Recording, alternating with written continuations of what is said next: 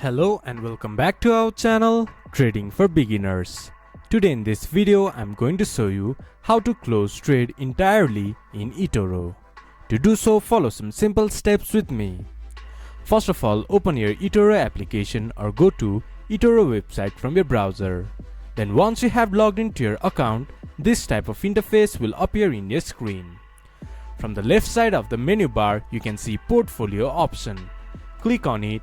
Then it will show all your instruments or stocks.